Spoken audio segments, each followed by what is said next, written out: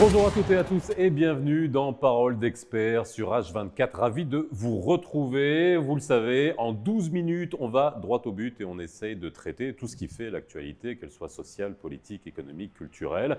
Et aujourd'hui, on va parler d'immobilier, un sujet que j'adore traiter, qui a plusieurs facettes, plusieurs compartiments pour parler de l'immobilier au Maroc. Aujourd'hui, on va essayer de faire très rapidement un état des lieux. Au lendemain du Covid, ouais, je parle encore du Covid parce que ça a été quand même une période compliquée pour l'immobilier.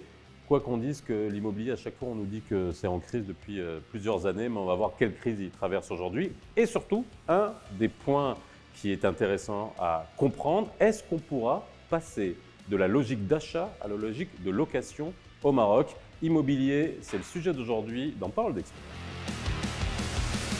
Et pour en parler aujourd'hui avec moi, j'ai le plaisir de recevoir sur le plateau Fateh Enzo Chebout. Bonjour. Bonjour. Ça va? Merci, ça va, merci. Merci pour l'invitation. CEO de Century 21. Exactement, ONFA, exactement. Ouais, Century 21, réseau d'agences immobilières.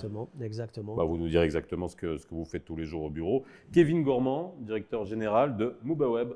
Bonjour Faisal, exactement. Ça va? Bah, très bien. Bon, vous êtes en forme? Oui. Bon allez, vous êtes prêts parce qu'on va parler d'un sujet moi qui m'énerve. Hein. L'immobilier, Ouais. sujet de prédilection. Sujet de prédilection, mais qui est intéressant à traiter parce qu'il y a aujourd'hui beaucoup de, on va dire, changements de comportement chez le consommateur au lendemain du Covid. Oui, et c'est exactement. intéressant de voir quelles sont les tendances et surtout essayer de comprendre le marché aujourd'hui au Maroc. Alors, rapidement, si vous deviez l'un et l'autre nous dire dans quel état est le marché de l'immobilier aujourd'hui au Maroc, est-ce que, alors quand on parle de l'état du marché, c'est nombre de transactions, est-ce que ça baisse, est-ce que ça augmente? Et puis on parlera aussi du locatif parce que là aussi c'est un point intéressant à traiter. Alors, sur le nombre de. Un panorama global. Sur le nombre de transactions, on est au même niveau que 2019, grosso modo. Ok. Toutes transactions confondues. À la même période. 300, sur l'année 2021 et l'évolution de 2022 par rapport à. Enfin, surtout l'évolution de 2022 par rapport à 2019, ça fait 350, 360 000 transactions globales. Et maintenant, 2019 n'était pas non plus une année extraordinaire. Maintenant, sur la partie des prix, les prix, il y a une dualité parce que sur beaucoup, tout ce qui n'a pas été vendu post-Covid, il y a des prix qui commencent à diminuer. Et en même temps, Ça commence à diminuer. ça commence à diminuer. Ah bon, donc on a une correction du marché. C'est léger. Hein. Oui, c'est quoi? Mais en C'est même du temps, 1%, 2%? C'est quoi? En ouais, fait, ça ça- arrête d'augmenter. Voilà, c'est ça, on est plutôt là-dessus. Voilà. Avec une légère diminution. Maintenant, ce qui est inquiétant, c'est que le coût de construction a très nettement augmenté. Ça c'est pas le Covid, ça c'est la partie Ukraine. Bon, un peu Covid avec inflation. Mais ce qui pose un problème structurel parce que si les coûts vont augmenter, les prix risquent de devoir être répercutés à la hausse dans le futur, et ça va commencer dès maintenant parce que les projets qui rentrent aujourd'hui en livraison ont été finalisés, on va dire, en début-milieu d'année, et c'est là où il y avait déjà une augmentation considérable des prix. Il faut Donc, juste sur l'immobilier, savoir que l'aluminium, le verre, le dans bois, certains le cas, bois, le bois, ouais, ça ouais. peut être multiplié par 2, 3, voire Et 4. sur 35-40% de hausse. Voilà, non, mais des fois pratiquement, même beaucoup plus. Ouais. Hein. Après, ça dépend des types de fournisseurs. Donc, Exactement, des projets qui étaient en cours de construction et qui attendaient parfois la finition, la Il livraison. y en a qui sont à l'arrêt. Paf, Hein. il y en a qui sont à l'arrêt. Bah oui, c'est normal. Alors ça, c'est un autre sujet, et parce que on rentrerait dans le structure des coûts d'un bien immobilier, et là, il y a de quoi Ouais. commenter, Oui. parce qu'il n'y a pas que la construction. Non. Exactement. L'état du marché, alors c'est vrai que quand on voit le nombre de transactions, est-ce que ça stagne, ça baisse, ça augmente à fait, votre niveau? En fait, nous, on s'attendait à un pic au moment de durant l'été, mais ça n'a pas été fait. Alors, On durant l'été, avec le s'attendait retour des MRE, avec les retours des MRE et tout ça, ça n'a pas été fait. Après, on a eu un pic à Back to School. C'est ce qui a fait, mais bon, plus pour la location, pas pour l'achat. Et là, il y a 2-3 semaines, c'est devenu, enfin, c'est revenu à la normale. Il n'y a pas beaucoup de transactions durant ce mois en cours. Mais voilà, nous, on s'attendait à un pic, vraiment un pic avec les MRE et tout ça. Mais bon, ça n'a pas été, ce n'était pas le cas. Et aujourd'hui, si on parle d'immobilier, il y a beaucoup d'offres, il n'y a pas beaucoup de demandes. Il y a beaucoup de constructions, il y a beaucoup d'actifs immobiliers actuellement, mais il n'y a pas beaucoup de demandes, il n'y a pas beaucoup d'achats. Mais bon, c'est la réalité actuellement du marché. Je voudrais juste nuancer un propos sur la partie de la demande. Nous, enfin, depuis les statistiques qu'on a sur le site, il y a une très forte demande. mais là où il y a très peu d'offres. Ça fait longtemps qu'on parle de la problématique de l'offre et la demande, etc. Exactement. La réalité, c'est que nous, par exemple, on commercialise des projets à Tanger qui sont à moins d'1 million de dirhams et on fait pour chaque projet des vingtaines, des trentaines, même des 50 transactions par mois sur un projet. Ça veut dire que ça correspond Ça veut dire à que la demande. ça correspond à la demande. Exactement. Aujourd'hui, si à Qui Casablanca, achète ce genre de choses?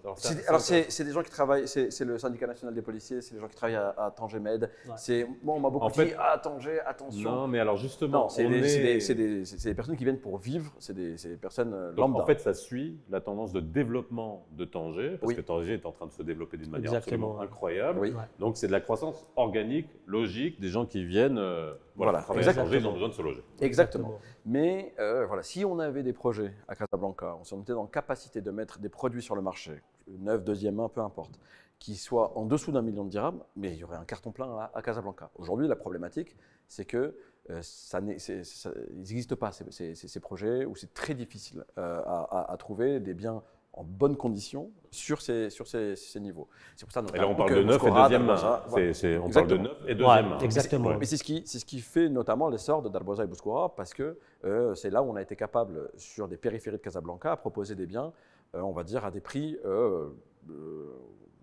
plus faciles à accéder pour les primo-accédants ou même pour l'investissement immobilier. Par rapport aux revenus. Bon, après, les infrastructures ne suivent pas et ça va peut-être poser un problème à un moment donné. Ouais. On est d'accord, Voilà, mais c'est un autre. pour le futur. Oui. Exactement, ouais. Aujourd'hui, comme il a dit Kevin, il y a deux axes si on parle de Bouskoura et d'Arboisa, c'est vrai que les prix de l'immobilier là-bas, ils sont un petit peu, on va dire, logiques par rapport au prix du marché actuel. Mais bon, si on parle du deuxième main aussi, il faut savoir aussi qu'on ne peut pas, un propriétaire ne peut pas vendre au-dessous d'un certain prix par peur de payer une taxe aussi. Ça, il faut Oui, oui. voilà, c'est ce qui a bloqué un petit peu les acheteurs, parce que le propriétaire, il veut pas baisser le prix, et l'acheteur, il veut pas acheter au-delà d'un certain prix. Ça, c'est la qui a- question, voilà. encore une fois, du référentiel qui Exactement. est mis en place. Et c'est vrai qu'à un moment donné, on a toujours dit, beaucoup de professionnels ont dit super, le référentiel bien, mais d'un autre côté, quand on est en crise et qu'on veut vendre son bien en dessous du prix du On marché, peut pas. ce qui devrait être son droit Voilà. absolu, il y a des situations où on peut Ouais. devoir vendre en dessous du prix du marché. Et ben Sauf qu'il peut pas. on a peur de Il se peut pas. faire redresser Exactement, sur la exactement. vente.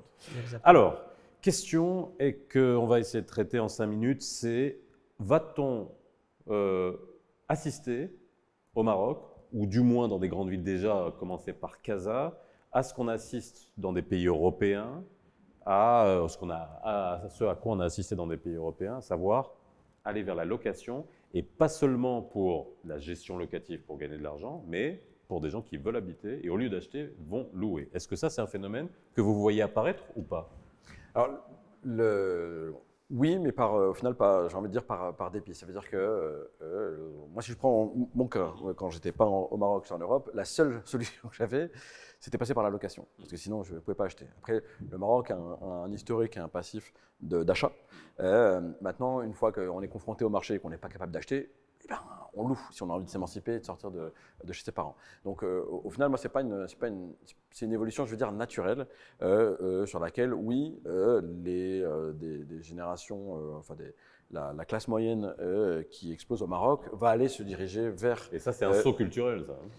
C'est un saut culturel, on est d'accord, mais à un certain moment, si on a envie d'habiter dans le centre, on va, dans le centre et dans des choses plutôt agréables et qu'on n'a pas les moyens de se permettre, par contre, on va pouvoir se permettre la location. Donc, je pense que oui, c'est quelque chose, on va dire que c'est une évolution naturelle du marché. En fait, c'est beaucoup plus question de calcul. Si on fait des calculs, si on habite et on paye un certain loyer, on fait les calculs. Ça serait bien d'approcher une banque et d'acheter et évaluer, au fait, c'est le prix de location, ça serait le prix de la traite qu'on va payer. Alors, plus ou moins. Alors, le calcul, il est vite fait. Si vous voulez qu'on fasse le calcul sur 20 ans ou 25 ans… Exactement. Voilà, sur une longue durée. Voilà, mais parce qu'on peut pas être… Il y a aussi la nouvelle génération qui est difficilement peut se projeter dans le même appartement sur 25 ans, et oui. surtout quand il n'y a qu'une seule chambre, etc. Donc, moi, je pense il va y avoir un repli sur la location, mais même pour les promoteurs, je pense qu'on pourra en parler juste après. Mais il va y avoir aussi une évolution vers des surfaces plus petites. C'est-à-dire que si aujourd'hui les prix de la construction augmentent, que la demande est très forte et sur des budgets plus bas, il n'y a pas 10 millions de solutions. Il y a la solution, soit on commence à donner des autorisations pour construire plus haut, comme ça a été notamment fait à Tanger, afin qu'au final le coût puisse se répercuter et que le prix au mètre carré puisse être plus accessible pour les acheteurs. Soit on va commencer à construire plus petit. Ça veut dire que moi, on a déjà commencé à construire. On a commencé, mais moi, il y a 8 ans, quand on parlait avec des promoteurs en disant qu'il faut absolument faire des 2 chambres à 65 mètres carrés, on nous disait mais on n'est pas là pour construire des cages à lapins. Aujourd'hui, c'est devenu un peu la norme. Exactement, et puis, il faut commencer à aller, je pense, vers du 50, 55. Et il faut s'adapter au final à la conjoncture. Et c'est ce qu'on vend le plus, c'est entre 40 et 50 mètres carrés, c'est ce qu'on vend le plus. Ce que vous vendez de plus, à quelle fin? Parce que c'est important, ça encore. Est-ce que c'est à des fins de gestion locative? Parce qu'aujourd'hui, il y a beaucoup de MRO aussi qui veulent investir et ils se disent bah, tiens, c'est accessible, je peux acheter un studio à 1 million, 1 200 000 dirhams, et puis le laisser, je vais le louer à 7 000, 6 000, 8 000, voire 8 500 dirhams. On parle de Casa, mais on pourrait parler de Marrakech, de Tanger, etc. Mais pas pour habiter. C'est-à-dire que là, ça c'est de la pure gestion locative ou pas, non? Encore une fois, ça dépend pour habiter. Ça veut dire que l'investisseur qui va acheter 5 studios pour après les louer, lui, c'est pas pour y vivre. Par contre, il va pouvoir le louer à des personnes qui n'ont pas la capacité de faire une primo-accession et donc qui sont dans un premier travail, qui sont peut-être dans un CDI, mais ils ont besoin d'avoir un peu plus de projection. Ils vont le louer pendant 2, 3, 4, 5 ans. Exactement, et avec un retour locatif qui est intéressant. Et beaucoup plus, il faut savoir aussi qu'il y a beaucoup de demandes d'expats sur Casablanca. Si on parle des expats, ils cherchent beaucoup plus les petites surfaces pour… Les expats, c'est qui? Les expats, les expats, c'est les étrangers qui viennent au Maroc pour travailler. Eux, c'est des expats. Nous, on est des immigrés. Moi, je suis un expat. C'est bon, on est immigré. Oui, on est immigré, exactement. Sans que ça soit ambigu. Hein. Non. Voilà. Mais ouais, non, mais c'est intéressant de voir que, bon, après, c'est un petit marché, c'est un marché de niche. Dernière question pour finir. Je pense qu'on fera beaucoup d'émissions sur l'immobilier. Avec plaisir. Bien sûr. Est-ce que, et ça rejoint ce qu'on a dit, est-ce que ça vaut encore le coup d'acheter à Casa? C'est le calcul, bah oui, VS acquisition, VS location. Est-ce que c'est parce qu'on n'est pas assez éduqué financièrement ou est-ce qu'il y a une culture tellement forte de l'acquisition qu'on sera toujours dans ce niveau d'acquisition? Alors, je vais répondre, si c'est acheté pour y vivre, donc sur un projet à 20 ans, oui, c'est une bonne chose. Parce que si, au final, l'immobilier, c'est très émotionnel. Donc, si jamais j'ai un coup de cœur pour un appartement, tu peux aussi avoir le même coup de cœur pour l'appartement et si jamais tu le prends, je ne l'aurai pas et je vais m'en mordre les doigts sur les 20 prochaines années. Sur 20 ans, au final, dans l'ensemble des marchés, et le Maroc a la chance d'être quand même un pays très stable, les prix vont augmenter. Donc sur un achat pour y vivre, un vrai investissement, ça vaut la peine. Aujourd'hui, sur un investissement pour le louer, donc en tant qu'investisseur, ça vaut aussi la peine. On parlait tout à l'heure des pays d'Europe, on est sur des rendements de 3, 4%, 5%, mais on est ultra content. Ici au Maroc, sur le résidentiel, on commence à 5, 6%, et puis ça peut aller à 7, ça peut aller à 8, et sur des belles affaires, ça peut aller jusqu'à 10%. En prenant en considération le coût de l'argent? Je ne suis pas économiste, mais en prenant en considération combien j'investis versus combien je récupère, une division simple. C'est-à-dire que si je prends un crédit pour investir, si on compte quasiment x2 sur 20 ans… Si on est un investisseur, généralement, le crédit n'est pas non plus le plus important. Ça dépendra de l'achat, au fait. Si c'est un achat cash, c'est important. C'est pour ça que je parle d'éducation financière. C'est pour ça que je séparais aussi entre les acheteurs pour vivre et les investisseurs. C'est important. Je pense acheter sur Casablanca, c'est toujours un investissement. C'est toujours quelque chose de bien, c'est toujours un investissement, soit pour y vivre, soit pour une gestion locative. Après, gestion locative, ça c'est aussi un autre point. Ça c'est un autre point. Gestion locative, il faut bien sûr passer par une agence pour la gestion locative et tout ça. Après, voilà, on ne peut pas gérer un bien. On en reparlera justement de la gestion locative et des agences qui s'en chargent parce que c'est vrai qu'après, on peut avoir toute la crainte qu'il y a autour de l'acte de louer, d'avoir peur que son locataire ne sorte pas, les loyers impayés, etc. Il y a plein de nouveaux business models qui se tournent justement sur la gestion de la location, sur du court durée, moyenne durée et longue durée qui garantissent quelque part et puis l'apparition des EPCI au Maroc a fait beaucoup avancer aussi le dossier de la gestion locative. Merci d'avoir été avec nous, merci à vous, ces éclairages.